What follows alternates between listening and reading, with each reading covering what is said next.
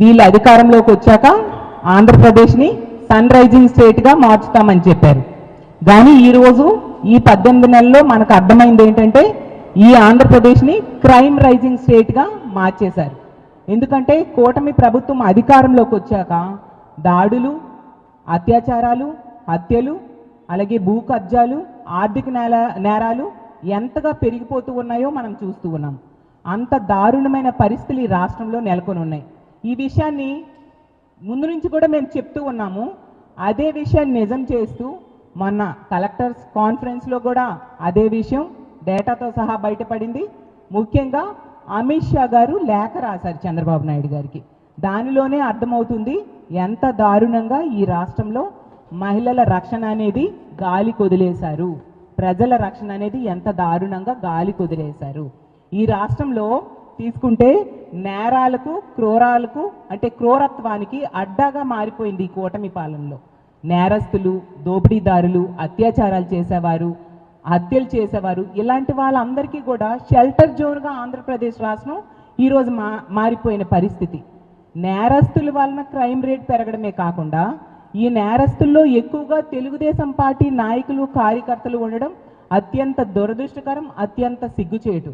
ఈరోజు తీసుకుంటే మంత్రుల తాలూకా పిఏలు, మంత్రుల తాలూకా అనుచరులు, ఎమ్మెల్యేలు, వాళ్ళ అనుచరులు, తెలుగుదేశం పార్టీ నాయకులు, కార్యకర్తలు వాళ్ళ వల్లనే ఈరోజు మహిళలకి రక్షణ లేని పరిస్థితి మనం అడుగడుగునా చూస్తూ ఉన్నాం. అంత దారుణంగా విచ్చలవిడిగా అఘాయిత్యాలు, అత్యాచారాలు, వేధింపులు తెలుగుదేశం పార్టీ నాయకులే ఎక్కువగా చేస్తూ ఉన్నారు. ఈరోజు కూటమి ప్రభుత్వం అధికారంలోకి వచ్చాక రెడ్ బుక్ రాజ్యాంగాన్ని వాళ్ళు అమలు చేస్తూ అంబేద్కర్ రాజ్యాంగాన్ని తొంగలో తొక్కడం వలన ఇలాంటి పరిస్థితులు, ఇలాంటి దారుణమైన పరిస్థితులు ఈ ఆంధ్రప్రదేశ్ రాష్ట్రంలో మనం గమనిస్తూ ఉండే పరిస్థితి. ఈ 18 నెలల్లో గతంలో ఎన్నడూ లేనట్టుగా క్రైమ్ రేటు పెరిగిపోయింది, శాంతి భద్రతలు క్షీణించిన పరిస్థితి మనం చూస్తూ ఉన్నాము. అలాగే ఈ కలెక్టర్ కాన్ఫరెన్స్లో ఈ రాష్ట్రంలో ఈ గత ఏడాదిలోనే 1458 మహిళల మీద రేపులు అంటే అత్యాచారాలు చేయడం జరిగింది. అలాగే వేధించబడిన మహిళలు 5035 మంది మహిళలకు వేధించడం జరిగింది. అంటే ఎంత దారుణమైన పరిస్థితులు నెలకొన్నాయో అర్థం చేసుకోవచ్చు.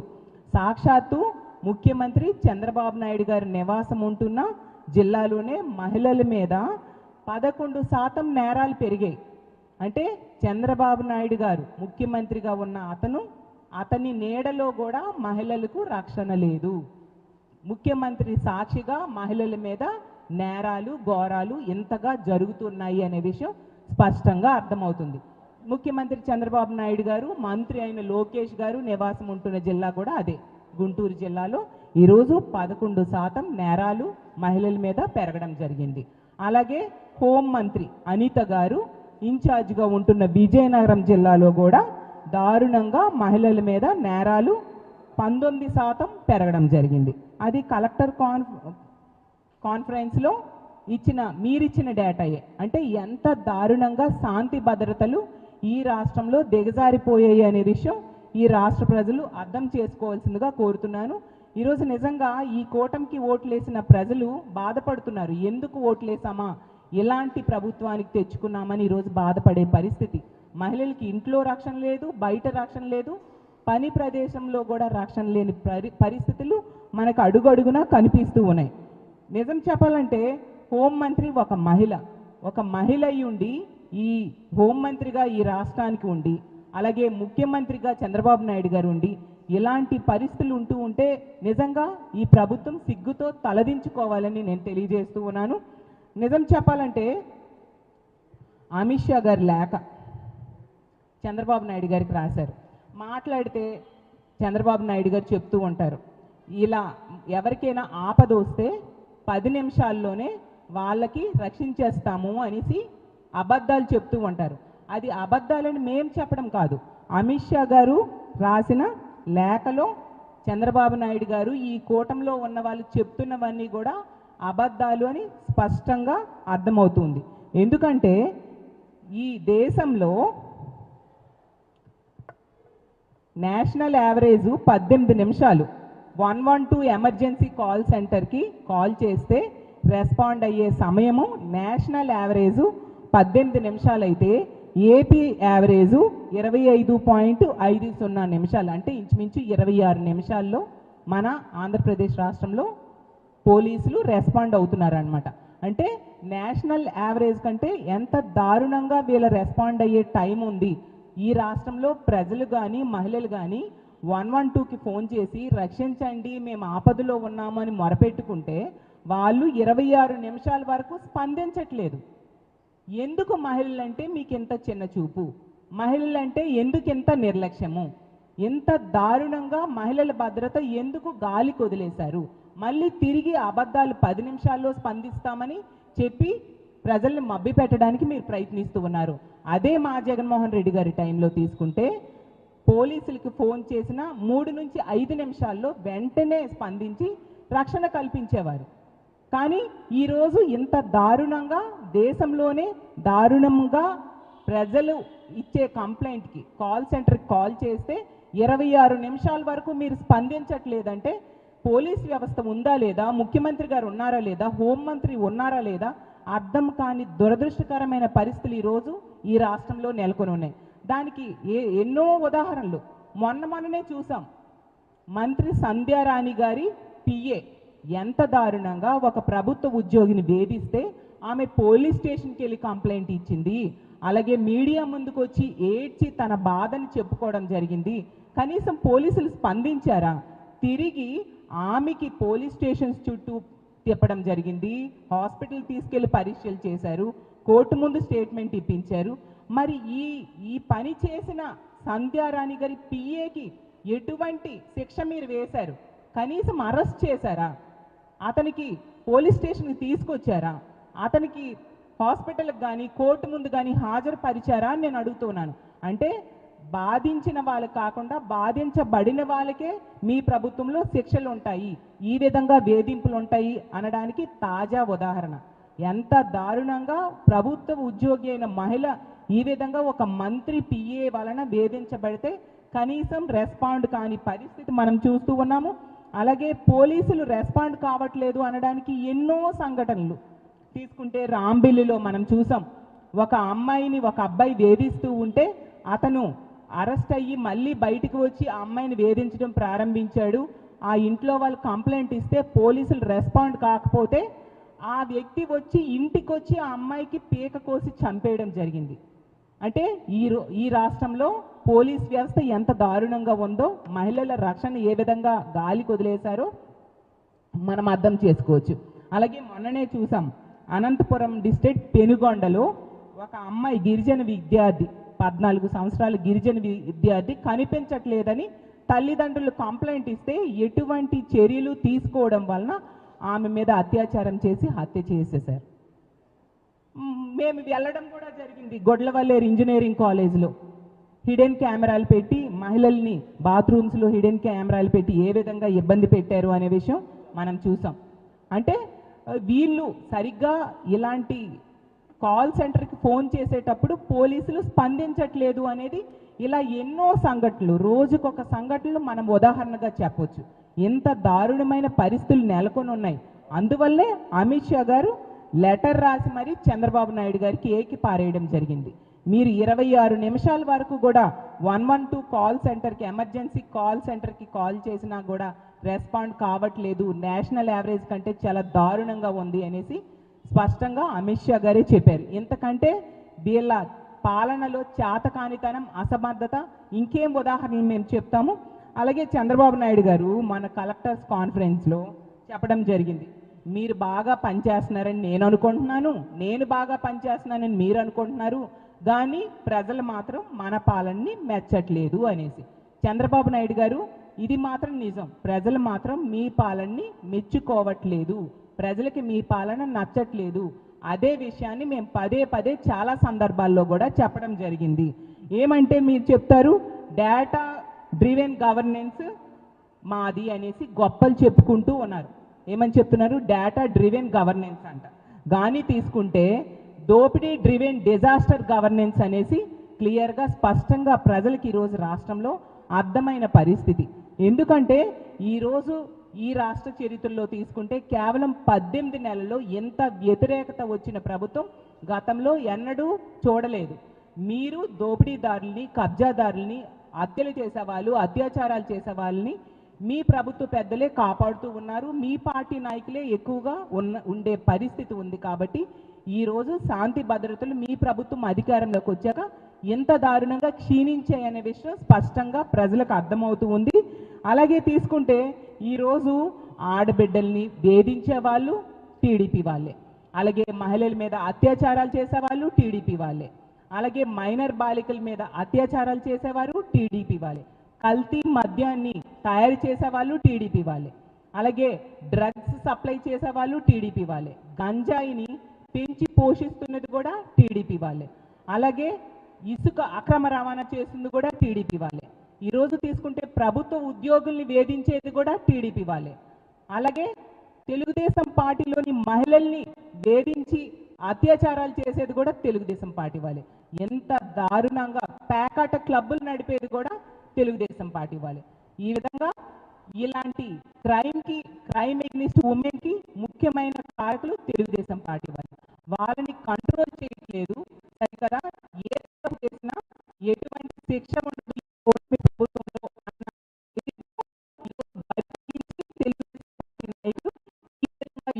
ఉండే పరిస్థితి మనకి క్లియర్గా స్పష్టంగా అర్థమవుతుంది. ఇలాంటి వాస్తవాలు మనకి కనిపిస్తూ ఉంటే ఇంకోవైపు మంత్రులు సంబరాలు చేసుకుంటూ ఉన్నారు. చంద్రబాబు నాయుడు గారు గట బిజినెస్ రిఫార్మర్ అవార్డు వచ్చింది, నాయుడుగిరి అనేసి దేశమంతా కూడా మెచ్చుకుంటున్నారు, అతనికి ప్రశంసిస్తున్నారు అనేసి తెలుగుదేశం పార్టీ మంత్రులు, ఈ కూటమిలో ఉన్న మంత్రులు నాయకులు సంబరాలు చేసుకుంటూ ఉన్నారు. నాయుడుగిరి అంటే ఏంటి, దాని ఫలితం ఏంటి ప్రజలకు తెలియదు. కానీ మీ పాలనలో గోండాగిరి అనేది విచ్చలవిడిగా పెరిగిపోయిందని ప్రజలు అనుకుంటూ ఉండే పరిస్థితి మనకి ప్రతి సందర్భంలో కూడా మనం చూస్తూ ఉన్నాము. ఎందుకంటే ఎంత దారుణంగా లా అండ్ ఆర్డర్ దిగజారిపోయిందని అమిత్ షా గారు చెప్పడమే కాకుండా ప్రతి కలెక్టర్ కాన్ఫరెన్స్లో కూడా ఇదే విషయం స్పష్టంగా మీ నివేదికలు తెలియజేస్తూ ఉండే పరిస్థితి మనం చూస్తూ ఉన్నాము. ఎంత దారుణంగా ఉంటే ఇలాంటి గోండాగిరి ఈ రాష్ట్రంలో నడుస్తూ ఉంటే, ఇలా శాంతి భద్రతలు దిగజారిపోతే పెట్టుబడులు పెట్టడానికి ఈ రాష్ట్రానికి ఎవరు వస్తారు పెట్టుబడిదారులు చెప్పండి చంద్రబాబు నాయుడు గారే నేను అడుగుతూ ఉన్నాను. ఈరోజు బిజినెస్ రిఫార్మ్ అవార్డు అనేది వాళ్ళు ఏ పారామీటర్లో ఇచ్చారో తెలియదు. కానీ చంద్రబాబు నాయుడు గారి పాలనలో గంజాయి, డ్రగ్స్, కల్తీ మద్యం విచ్చలవిడిగా తెలుగుదేశం పార్టీ నాయకుల ఆధ్వర్యంలో జరుగుతూ ఉండే పరిస్థితి. ఈ కేటగిరీలో కనుక వీళ్ళు రిపోర్ట్ ఇచ్చి అవార్డ్స్ ఇస్తే చంద్రబాబు నాయుడు గారికి దేశంలోనే కాదు ప్రపంచంలోనే నెంబర్ 1 స్థానం వస్తుంది. అది మాత్రం స్పష్టంగా మనకు అర్థమవుతూ ఉండే పరిస్థితి చూస్తూ ఉన్నాము. ఇంకా మన కలెక్టర్ కాన్ఫరెన్స్లో తీసుకుంటే నార్కోటిక్స్ డ్రగ్ ట్రాఫికింగ్లో 16 జిల్లాల్లో రైజింగ్ స్టేజ్లో మన రాష్ట్రం ఉంది. ఎంత దారుణం, 16 జిల్లాల్లో పెరుగుతూ ఉందన్నమాట. మద్యము, గంజాయి, డ్రగ్స్ వినియోగము, సరఫరా పెరుగుతూ ఉండే పరిస్థితి ఈ రాష్ట్రంలో ఉందని కలెక్టర్స్ కాన్ఫరెన్స్లో వాళ్ళే తెలియజేశారు. ఇవన్నీ కూడా మేము ముందు నుంచి మొత్తుకుంటూ ఉన్నాం ఎంత దారుణంగా మీ పాలన ఉందని. అదే విషయాన్ని ప్రభుత్వమే చెప్పడం జరిగింది. ఈరోజు తీసుకుంటే డ్రగ్స్, గంజాయి, కల్తీ ఇల్లీగల్ లిక్కర్ ఎంత దారుణంగా పెరిగిందంటే శ్రీకాకుళం జిల్లాలో 213% గ్రోత్ ఉంటే నెల్లూరు జిల్లాలో 121% గ్రోత్. అలాగే తీసుకుంటే కోనసీమలో 72%, ఏలూరులో 50% గ్రోత్, కర్నూలులో 50%, గుంటూరులో 44%, ప్రకాశంలో 37%, కాకినాడలో 36.4%, వెస్ట్ గోదావరిలో 36.4%, విజయనగరంలో 28.4%. ఇవన్నీ గ్రోత్ ఇంత ఎక్కువ పెరిగిపోయాయి అన్నమాట. అలాగే ఎన్టీఆర్ డిస్ట్రిక్ట్లో 24.3%, కృష్ణాలో 20%, పల్నాడులో 6.7%, అన్నమయ్యలో 5.9%, తిరుపతిలో 1.3%. ఇలా 16 డిస్ట్రిక్ట్స్లో దారుణంగా వీటి గంజాయి, డ్రగ్స్, మద్యము ఎంత దారుణంగా పెరిగిపోయాయని మీరిచ్చిన రిపోర్ట్లో ఉందంటే ఈ రాష్ట్రంలో మరి నేరాలు జరగక ఏం జరుగుతుంది? వీటిని అరికట్టడంలో మీరు విఫలమవడం వలన వీటికి బానిసయ్యి మహిళల మీద, ప్రజల మీద దాడులు ఎక్కువైపోయిన పరిస్థితి మనం చూస్తూ ఉన్నాము. ఈరోజు ఇలాంటి పరిస్థితులు ఈ రాష్ట్రంలో ఉన్నాయి కాబట్టే మద్యము, గంజాయి, డ్రగ్స్ విచ్చలవిడిగా దొరుకుతూ ఉంది కాబట్టే ఈరోజు రోజుకి 70-80 మంది మహిళల మీద అఘాయిత్యాలు జరుగుతున్నాయని మీరిచ్చిన రిపోర్ట్లోనే ఉంది. అంటే గంటకి 3-4 మహిళల మీద అఘాయిత్యాలు, అత్యాచారాలు, హత్యలు జరుగుతూ ఉండే పరిస్థితి. మరి మహిళలకి రక్షణ ఎలా ఉంటుంది? మీరు వీటన్నిటిని కంట్రోల్ చేయకపోతే ఈ రాష్ట్రంలో మహిళలు జీవించాలా వద్దా అర్థం కాని పరిస్థితి. వలసలు వెళ్ళిపోయే పరిస్థితి రానున్న రోజుల్లో మహిళలకి రాష్ట్రంలో నెలకొని ఉంటుందని తెలియజేస్తూ ఉన్నాను. నిజంగా ఎంత దారుణమైన పరిస్థితులు ఉన్నాయనేసి మీరే చెప్తూ ఉంటే మీరు ఎందుకు అరికట్టడంలో విఫలమవుతూ ఉన్నారు? అసలు ముఖ్యమంత్రి ఉన్నారా? హోంమంత్రి ఉన్నారా? పోలీస్ వ్యవస్థ ఈ రాష్ట్రంలో ఉందా లేదా? మాట్లాడితే హోంమంత్రి గారు ఒక మహిళా హోంమంత్రి మా జగనన్న మీద తిట్టడంలో ఆవిడ ముందు ఉంటారు, ప్రెస్ మీట్స్ పెట్టి మరి రోజు తిడుతూ ఉంటారు. మరి వీటన్నిటికీ హోంమంత్రి గారు, ఈ రాష్ట్ర హోంమంత్రి గారైన అనిత గారు సమాధానం చెప్పాలా లేదా? అసలు సమాధానం చెప్పే ధైర్యం ఉందా మీకు? హోంమంత్రి, కేంద్ర హోంమంత్రి అమిత్ షా గారు రాసిన లేఖకి నిజంగా సిగ్గుతో మీరు తలదించుకోవాలి. దానికి సమాధానం చెప్పాల్సిన ధైర్యం మీకు ఉందా అనిత గారు అని నేను అడుగుతూ ఉన్నాను. అలాగే తీసుకుంటే మొన్ననే చెప్పడం జరిగింది, కేంద్ర హోంశాఖ నివేదికలో మన ఆంధ్రప్రదేశ్ రాష్ట్రం బిఎన్ఎస్ఎస్ చట్టాల అమలులో 36వ స్థానానికి, అత్యంత అట్టడుగు స్థానానికి దిగజారిపోయింది ఆ నివేదికలో. మరి దీనికి కారణం ఏంటి? సమాధానం చెప్పే ధైర్యం మీకు ఉందా హోంమంత్రి గారు అని నేను అడుగుతూ ఉన్నాను. అలాగే గంజాయి, డ్రగ్స్, అలాగే ఇల్లీగల్ మద్యంలో ఈ రాష్ట్రం ఎంత విచ్చలవిడిగా ఏరులై పారుతున్నాయో మీరు అరికట్టడంలో విఫలమయ్యారు కదా. దీనికి సమాధానం చెప్పే ధైర్యం మీకు ఉందా హోంమంత్రి అనిత గారు అని నేను అడుగుతూ ఉన్నాను. అలాగే మీ తోటి మంత్రి అయిన సంధ్యారాణి గారి పిఏని ఈ రోజు కూడా అరెస్ట్ చేయలేదు కదా. దీనికి కారణం ఏంటి? సమాధానం చెప్పే ధైర్యం మీకు ఉందా అనిత గారు అని నేను అడుగుతున్నాను. మీ చంద్రబాబు నాయుడు గారు నిర్వహించిన సర్వేలోనే ఈ హోమ్ డిపార్ట్మెంట్, ఈ రాష్ట్రంలో హోంశాఖ డీఫంక్షనింగ్ అని వచ్చింది. ముఖ్యమంత్రి గారి సర్వేలో హోంశాఖ పనితీరు అస్సలు బాలేదు, పని చేయట్లేదని ప్రజలు తమ అభిప్రాయం చెప్పారంటే నిజంగా సిగ్గుచేటు అనిత గారు. దీనికి కారణం ఏంటి? సమాధానం చెప్పే ధైర్యం మీకుందా? మీ తోటి మంత్రి అయిన పవన్ కళ్యాణ్ గారే చెప్పారు, ఈ ఉత్తరాంధ్రలో ఎమ్మెల్యేలు భూ కబ్జాలకు పాల్పడుతూ ఉన్నారు అనేసి. ఎందుకు వీటిని అరికట్టలేకపోతున్నారు? సమాధానం చెప్పే ధైర్యం మీకుందా అనిత గారు అని నేను అడుగుతూ ఉన్నాను. అసలు మీ తోటి మంత్రి అయిన పవన్ కళ్యాణ్ గారు చెప్పినట్టుగా మీరు హోంమంత్రిగా అత్యంత అసమర్థత ఉన్న హోంమంత్రి ఈ రాష్ట్రానికి ఉన్నారు. అలాగే ఫెయిల్యూర్డ్ హోంమంత్రిగా ఈరోజు ఉన్నారు. నిజంగా సిగ్గుతో తలదించుకోవాలి. ఈ విధంగా ఈ రాష్ట్రంలో ఘోరమైన రిపోర్ట్స్ ఉంటూ ఉంటే ప్రజలు ఎలా జీవిస్తారు? మీకు ఎందుకు ఓట్లేసామని ఈరోజు ప్రజలు బాధపడుతూ ఉన్నారు. వీటన్నిటికీ కారణం ఏంటంటే పోలీసులకి మీరు స్వేచ్ఛ ఇవ్వకపోవడం, రెడ్ బుక్ రాజ్యాంగం అమలు మీద దృష్టి పెట్టి ప్రతిపక్ష నాయకులు, కార్యకర్తలని అక్రమ కేసులు ఇరికించడానికి, అక్రమ అరెస్టులు చేయడానికి ఉపయోగిస్తున్నారు తప్ప వాళ్ళకి స్వేచ్ఛ ఇచ్చి అంబేద్కర్ రాజ్యాంగం అమలయ్యేట్టుగా చేయట్లేదు. కాబట్టి ఇలాంటి దుస్థితి ఈ రాష్ట్రంలో నెలకొని ఉంది. ఇప్పటికైనా ప్రభుత్వం కళ్ళు తెరుచుకొని, ముఖ్యమంత్రి గారు కళ్ళు తెరిచి ఈ రాష్ట్రంలో అంబేద్కర్ రాజ్యాంగం అమలయ్యేట్టుగా పోలీసులకి స్వేచ్ఛ ఇవ్వాల్సిందిగా, అలాగే ఈ ఎమర్జెన్సీ రెస్పాన్స్ టైం ఇంత దారుణంగా ఉంది. నిజంగా ప్రజలు ఏదైనా కష్టం వస్తే, వాళ్ళకి ఏదైనా ఆపద వస్తే కాల్ చేసే 112కి కాల్ చేస్తే ఎంత సమయం తీసుకుంటే, ఎంత నిర్లక్ష్యంగా మీరు రెస్పాండ్ అవుతూ ఉంటే ప్రజలు ఏ విధంగా జీవిస్తారు? ఇప్పటికైనా మీరు బుద్ధి తెచ్చుకొని ప్రజలకి మేలు జరిగేట్టుగా అంబేద్కర్ రాజ్యాంగం అమలయ్యేట్టుగా చేయాల్సిందిగా చంద్రబాబు నాయుడు గారిని కోరుతున్నాను. ఇలాంటి పరిస్థితుల్లో కొనసాగితే మాత్రం ఖచ్చితంగా ఈ రాష్ట్ర ప్రజలు మీకు బుద్ధి చెప్పే సమయం తొందరలోనే వస్తుందని తెలియజేసుకుంటూ సెలవు తీసుకుంటున్నాను. జై హింద్.